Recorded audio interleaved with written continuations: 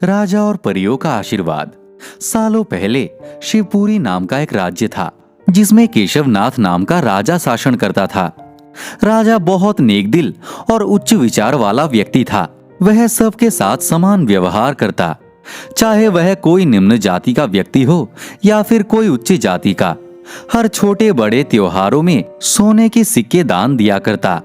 दान लेने के लिए दूर दूर से लोग राजा के महल में पहुंचा करते थे। एक बार त्योहार में राजा गरीबों को दान बांट रहा था तो दूर बैठी एक सुंदर सी परी राजा को देख रही थी।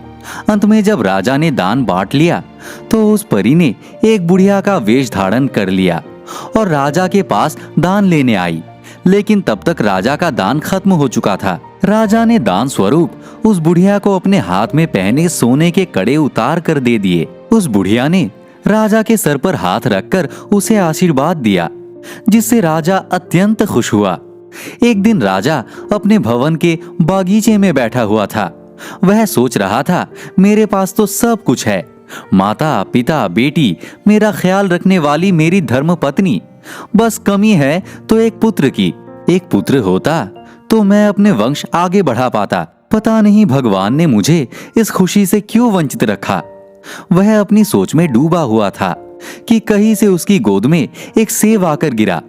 उसने इधर उधर देखा कि यहाँ मेरी गोदी में सेब कहाँ से आया होगा, क्योंकि जिस बगीचे में वह बैठा हुआ था वहां तो दूर दूर तक कोई भी सेब का पेड़ नजर नहीं आ रहा था। तो ये सेब यहाँ कहाँ से आया होगा। तभी राजा को दूर बहुत सारी परियां दिखी। उसमें से एक भूरी आंख वाली परी राजा के सामने आई और उसने राजा को बताया कि जिस बुढ़िया को राजा ने अपने सोने के कड़े दान दिए थे वो परी वही है। उस परी ने राजा से कहा, तुम एक साफ दिल के इंसान हो और मुझे पता है कि तुम्हें पुत्र प्राप्ति की इच्छा है। यह सेब मैंने ही तुम्हें दिया है, इसे तुम अपनी पत्नी को खिलाना, जिससे 9 महीने बाद तुम्हें पुत्र रत्न की प्राप्ति होगी। लेकिन मेरी एक बात याद रखना, तुम्हारे भाग्य में पुत्र रत्न का सुख नहीं है, परंतु तुम बहुत दान करते हो, सबकी सहायता के लिए आगे रहते हो, इसलिए मैं तुम्हें इस सुख से वंचित नहीं रखना चाहती हूँ। तुम्हारा पुत्र केवल 25 वर्षों तक ही जीवित रह पाएगा। राजा परी की बात सुनकर दुखी हो गया और बोला, ऐसे सुख का क्या फायदा, मुझे पुत्र मिलेगा तो भी कुछ पलों के लिए। मैं अपना बुढ़ापा किसके सहारे काटूंगा। कृपया इसका कोई उपाय बताइए ताकि मेरा पुत्र जीवित रह सके। राजा ने बहुत उदास स्वर में परी से फिर से कहा, मुझे उपाय बताने का कष्ट करे। राजा की पीड़ा देखकर परी बोली, जब तुम्हारे पुत्र की 25 वर्षों तक जीवित रहने के बाद उसकी मृत्यु होगी तो तब तुम उसे एक बड़े से सिंदूक में रखकर उस सिंदूक के चारों ओर पानी के घड़े रखकर उस सिंदूक को किसी को बिना बताए बागीचे में कहीं रख देना। इतना कहकर वो परी वहां से चली गई। राजा भी उदास मन लेकर अपने महल में आ गया। उसने वह सब बातें अपनी धर्म पत्नी को बताई। पुत्र प्राप्ति की बात सुनकर उसकी पत्नी ने वो सेब खा लिया। 9 महीने बाद राजा को पुत्र प्राप्ति हुई। राजा अपने पुत्र को देखकर इतना खुश था कि वो ये बात भूल गया कि उसके पुत्र का जीवन काल सिर्फ 25 वर्षों का ही है। उसने अपने महल में भव्य आयोजन रखा। जश्न में शामिल होने के लिए दूर दूर से मेहमान बुलाए गए। खुशी में डूबे राजा ने अपने पुत्र का नाम शिवा रखा। धीरे धीरे समय बीतता गया। राजा बूढ़ा हो गया और राजकुमार शिवा 25 साल के हो गए। राजकुमार काफी अच्छे स्वभाव के थे। उनके लिए दूर दूर से राजकुमारियों के विवाह के प्रस्ताव आने लगे। राजा ने अपने बेटे का विवाह दूर देश की राजकुमारी से करा दिया, जो कि सर्वगुण संपन्न थी, बहुत बुद्धिमान थी। उसका नाम सुनैना था। एक दिन राजा को ध्यान आया कि उसके पुत्र के कुछ ही दिनों में 25 वर्ष पूरे होने वाले हैं। राजा चिंतित हो गया। उसे परी की बात याद आ गई और कुछ दिन बाद अचानक उसके बेटे की मृत्यु हो गई। परी के कहे अनुसार राजा ने एक बड़े संदूक में अपने बेटे को रखा। उसके चारों ओर पानी से भरे घड़े रखे और उसे बागीचे के एक कोने में रखवा दिया। खुशियों से भरा महल कुछ ही पल में सनसनी से भर गया। राजा का मन भी किसी काम में नहीं लगता। वह दिन रात अपने बेटे को याद करते रहते। समय बीता और शिवा की मृत्यु को 2 साल हो गए। एक दिन महल में एक आदमी आया जो कि दिखने में बहुत गरीब था। उसने कुछ खाने को मांगा। सुनैना ने उसे भोजन कराया, कुछ वस्त्र दिए, सोने के सिक्के दिए। जब वो गरीब व्यक्ति महल से जा रहा था तो सुनैना की नजर उस आदमी की उंगली पर पड़ी जिसमें उसने सोने की अंगूठी पहनी हुई थी, और वह अंगूठी हूबहू वैसी ही थी जो उसके पति शिवा पहना करते थे। सुनैना ने उस आदमी को आवाज दी और पूछा, यह अंगूठी तुम्हें कहां से मिला? यह तो मेरे पति की है, जिन्हें संदूक में बंद करके बगीचे में रखा है। उस आदमी ने डर से सारी बातें बताई और बोला, ये मुझे उसी संदूक के पास मिली। सुनैना ने ये सुनकर वहां जाने की जिद करी।